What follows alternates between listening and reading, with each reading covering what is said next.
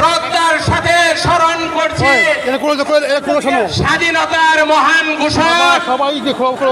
বহুদলীয় গণতন্ত্রের প্রবর্তক শহীদ প্রেসিডেন্ট জিয়াউর রহমানকে আমি শ্রদ্ধার সাথে স্মরণ করছি। এই বিএনপি প্রতিষ্ঠা লগ্ন থেকে শুরু করে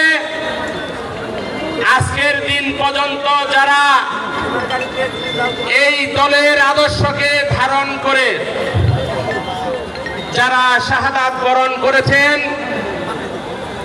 যারা মৃত্যুবরণ করেছেন, যারা গুম হয়েছেন, খুন হয়েছেন, যারা এই দলকে ভালোবেসে বিশেষ করে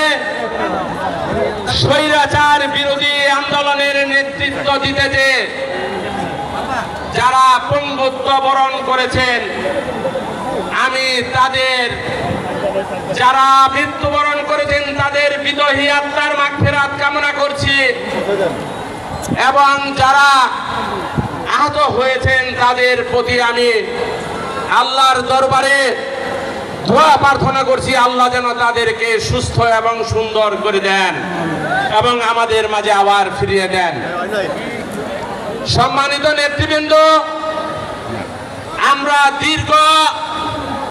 ৪৭ বছর আমরা আমাদের প্রিয় সংগঠন